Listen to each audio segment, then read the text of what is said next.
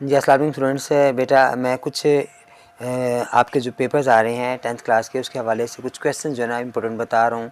वो क्वेश्चन जो आपके बहुत बार पर रिपीट्स हो रहे हैं 10th क्लास के बोर्ड्स के अंदर, तो मैं इंपॉर्टेंट क्वेश्चन को आपको बता रहा हूँ।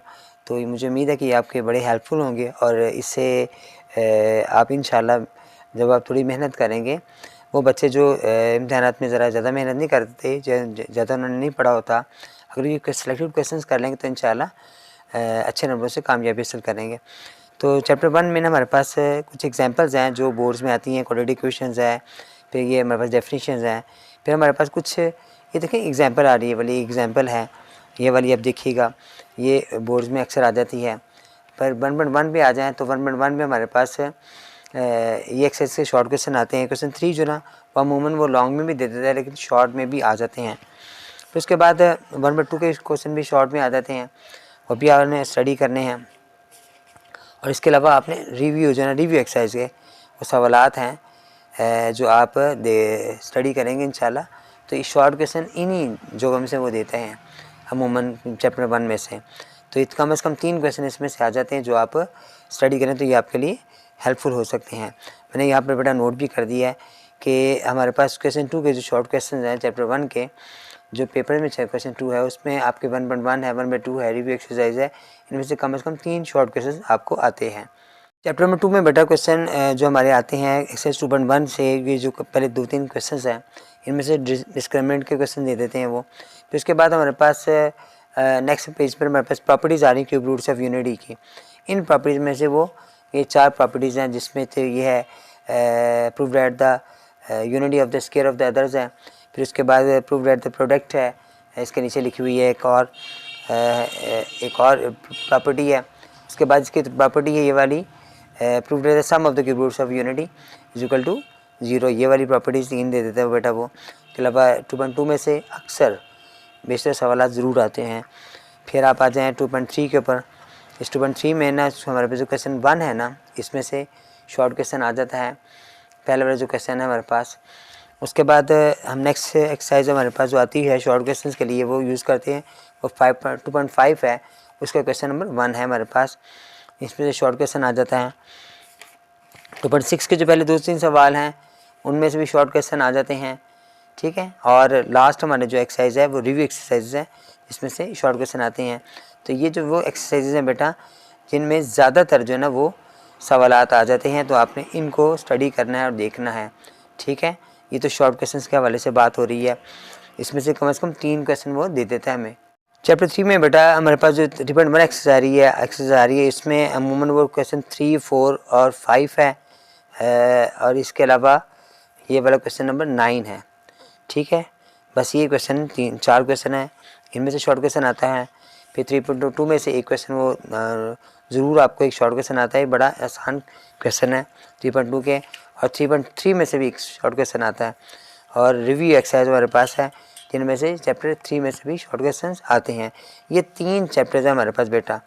इसमें हमारे पास चैप्टर नंबर 1 है, फिर चैप्टर नंबर 2 के कुछ शॉर्ट क्वेश्चन हैं, फिर हमारे पास है चैप्टर नंबर 3 के शॉर्ट क्वेश्चन हैं, मैंने यहाँ पे नोट किए हैं बेटा।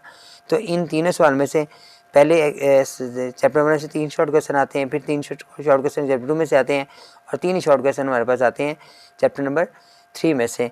तो ये 9 क्वेश्चन होते हैं जिनमें से हमें सिलेक्टेड करने होते हैं, 6 क्वेश्चन करने होते हैं। उसके बाद क्वेश्चन नंबर 3 की बात करते हैं। अब क्वेश्चन नंबर 3 के लिए हमारे पास चैप्टर नंबर जो है ना वो 4 है। चैप्टर 4 में बेटा 75 नंबर पेज है हमारे पास, एग्जाम्पल लिखी हुई है कि आपको इसको इम्प्रॉपर फ्रैक्शन में चेंज करें, इम्प्रॉपर दिए हुए प्रॉपर में चेंज करना है। और इसके अलावा हमारे पास चैप्टर पेज नंबर 77 में आइडेंटिटी वाले कुछ एग्जाम्पल्स हैं। 2 एग्जाम्पल हमारे पास हैं, शॉर्ट क्वेश्चन में आ जाती हैं, या रिव्यू एक्सरसाइज में से हमें सवाल देता है, तो ठीक है। इसके अलावा वो हमें शॉर्ट क्वेश्चन कहीं से नहीं आता है, 2 सवाल कम से कम शॉर्ट क्वेश्चन में हमारे पास आते हैं। चैप्टर 5 में बेटा 5.1 में से हमारे पास सवाल वो शॉर्ट क्वेश्चन आते हैं, ये भी 5.1 के सवाल हैं। कुछ इसके बैक में भी लिखे हुए ये ज़्यादातर आते हैं, ये माइनस वाला प्लस वाला, एक्स माइनस वाई वाला या ए माइनस बी वाले सवाल। उसके अलावा हमारे पास जो शॉर्ट क्वेश्चन आते हैं वो 5.4 में से बेटा वो देता है। और ये 100% सवाल में जो 3 है ना, ये तो 100% आता है, ए बी 1 2 3 जो 3 सवाल आते हैं, ये सवाल सारे के सारे बहुत इंपॉर्टेंट है, लेकिन इसमें 3 सबसे ज़्यादा इंपॉर्टेंट है, ठीक है। उसके बाद हमारे रिव्यू में से एक सवाल है जो हमारे पास लिखा हुआ ये वाला, write all subset of A B. ठीक है, ये सिर्फ शॉर्ट क्वेश्चन का एक सवाल है जो इम्पोर्टेंट आता है, अमूमन इसमें आता है। तो इनमें से जो सवालात हैं उसकी तादाद जो है ना चैप्टर 4 में से ना हमारे पास आ जाते हैं, तकरीबन 2 क्वेश्चन आ जाते हैं, और फिर चैप्टर 5 में से हमारे पास 4 सवाल देता है वो। ठीक है, इसलिए ये बहुत इंपॉर्टेंट चैप्टर है, तो आपने इसको ध्यान से कीजिएगा। 2 एक्सरसाइज सर्विस में है, इसी में से सवाल आते हैं। 6 में बेटा हमारे पास जो मीडियन है, ये वाला पेज है हमारे पास, जिसमें से एग्जाम्पल है हमारे पास। ठीक है, ये पेज हमारे पास 123 है। ठीक है, उसमें मीडियन आपको दे बता रहा हूँ। एक फिर मॉड है 125 नंबर पेज के ऊपर, इसका शॉर्ट क्वेश्चन है, एग्जाम्पल में आते हैं। उसके बाद हमारे पास ज्योमेट्रिक मीन है, ये 127 नंबर पे पेज पर है, जो यहाँ स्टार्ट होती है। इसकी सोल्यूशन जो ना, ये सवाल है ज्योमेट्रिक मीन का। ठीक है, ये वाला सवाल यहाँ से लेकर यहाँ पे ख़त्म हो जाता है। ठीक है, ये ज्योमेट्रिक मीन का सवाल है। उसके बाद हार्मोनिक मीन का सवाल है शॉर्ट क्वेश्चंस का, जो ये वाला सवाल है, ये वाला। ठीक हो गया बेटा, ये एग्जाम्पल आ गए हमारे पास। उसके बाद हमारे पास से जो क्वेश्चन आते हैं 6.2 में से हमारे पास आते हैं, वो क्वेश्चन नंबर 3 है। क्वेश्चन 3 है जो हमारे पास अरिथमेटिक मीन फाइंड करना है, डायरेक्ट मेथड का है। उसके अलावा हमारे पास एक आता है सवालात एग्जाम्पल और है, जिसमें हम फाइंड करते हैं उसकी क्या कहते हैं इसको, रेंज फाइंड करते हैं। ठीक है, जो रेंज फाइंड करते हैं उसका सवालात है, जो आपने इसकी एग्जाम्पल देखनी है। ये हमारे पास पेज नंबर है 137 के ऊपर है, एग्जाम्पल नंबर 2 है।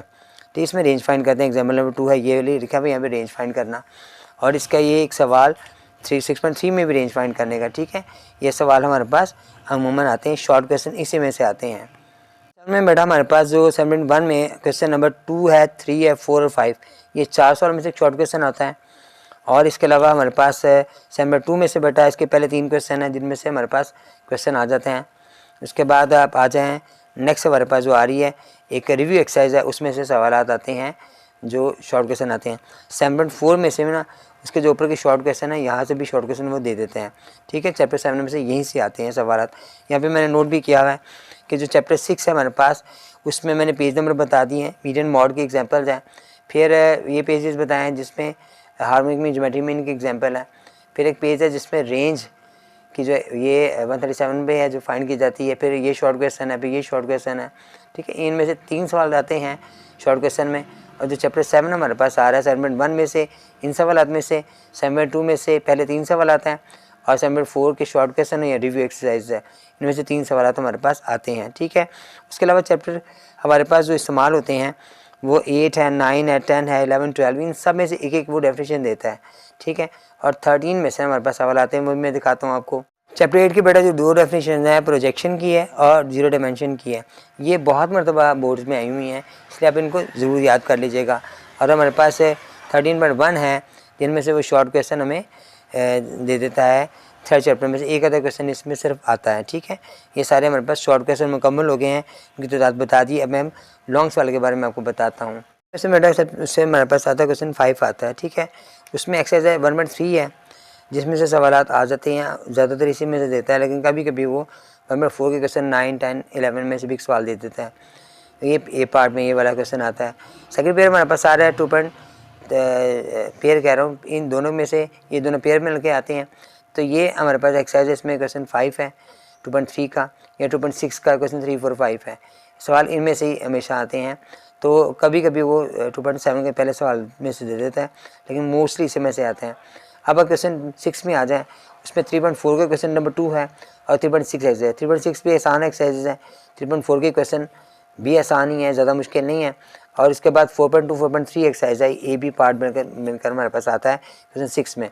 7 में आ जाए, क्वेश्चन 7 में ये 5.2 है, जिसमें 3, 4 ये डे मॉर्गन लॉ वाले सवाल आता है बेटा, और ये इसी में से देता है।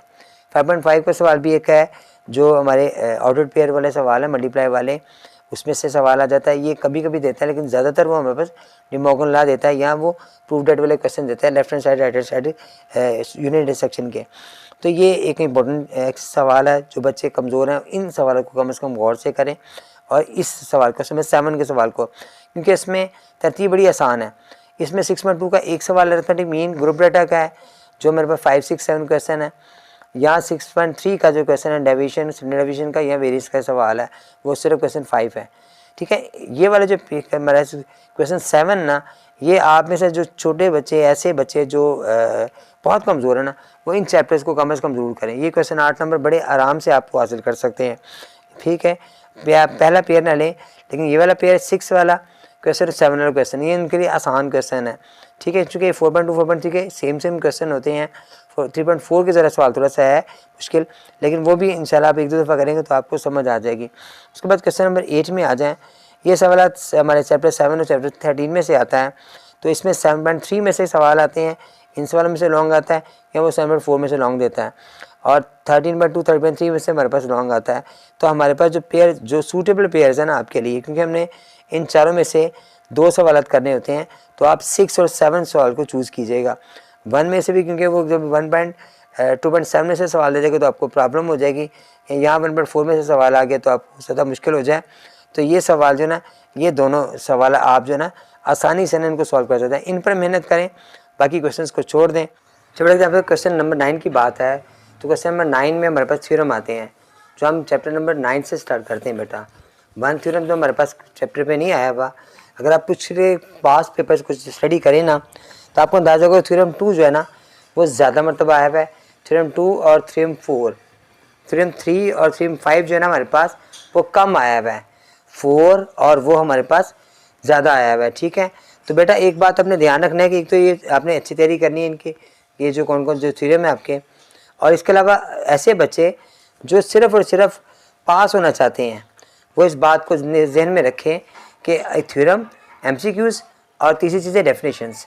अगर आप ये प्रिपेयर कर लेना बेटा, तो आप इंशाल्लाह पास हो जाएंगे। जैसे कि हमारे पास है, हमारे MCQs के जो नंबर आते हैं ना, 15 नंबर के आते हैं। डेफिनेशन हमारे पास 10 या 12 नंबर की आ जाती है, 8 नंबर का थ्योरम आ जाता है, तो 40 नंबर आपके इजीली आ जाते हैं। अब अगर एक क्वेश्चन भी सॉल्व नहीं करें तो अब हमारे कुछ डेफिनेशंस पे आ जाए, ये हमारी बुक के लास्ट पे लिखी होती हैं।